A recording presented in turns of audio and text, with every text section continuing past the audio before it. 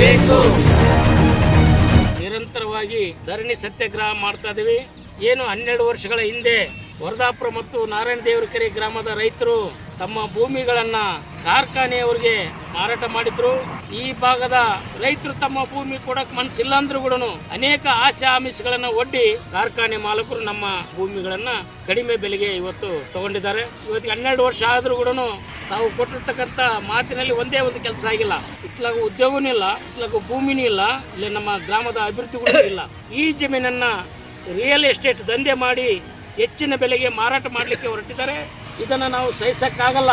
ಜಿಲ್ಲಾಧಿಕಾರಿ ಕಚೇರಿವರೆಗೆ ಪಾದಯಾತ್ರೆ ಮುಖಾಂತರ ಹೋಗಿ ನಮ್ಮ ಸಮಸ್ಯೆಗಳಿಗೆ ಒಂದು ಒತ್ತಾಯ ಪತ್ರವನ್ನ ಕೊಟ್ಟು ಸರಿಪಡಿಸಿ ಅಂತಂದೇಳಿ ಜಿಲ್ಲಾಧಿಕಾರಿಗಳಿಗೆ ಮನವರಿಕೆ ಮಾಡಿಕೊಟ್ಟಿವಿ.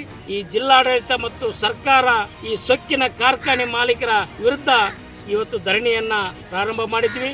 ಸರ್ಕಾರದ ಪ್ರತಿನಿಧಿಗಳು ನಮ್ಮ ಏನು ಉಸ್ತುವಾರಿ ಮಂತ್ರಿಗಳಾಗಿರ್ಬೋದು, ಅಸಿಸ್ಟೆಂಟ್ ಕಮಿಷನರ್ ಆಗಿರ್ಬೋದು, ಜಿಲ್ಲಾಧಿಕಾರಿಗಳು ಯಾರು ಕೂಡ ಇವತ್ತು ನಮ್ಮ ಸಮಸ್ಯೆಗೆ ಸ್ಪಂದನೆ ನೀಡ್ತಾ ಇಲ್ಲ. ಕೇವಲ ಕಾಮಿಡಿ ಲೆಕ್ಕಕ್ಕೆ ತಿಳ್ಕೋಬಾರ್ದು. ಈ ಹೋರಾಟ ಮುಂದಿನ ದಿನಗಳಲ್ಲಿ ಉಗ್ರ ರೂಪಕ್ಕೆ ತಾಳ್ತೈತೆ ಅಂತಂದೇಳಿ ಧರಣಿಯ ಸಮಯದಲ್ಲಿ ಜಿಲ್ಲಾಡಳಿತಕ್ಕೆ ಒಂದು ಎಚ್ಚರಿಕೆಯನ್ನು ಕೊಡ್ತಾ ಇದ್ವಿ.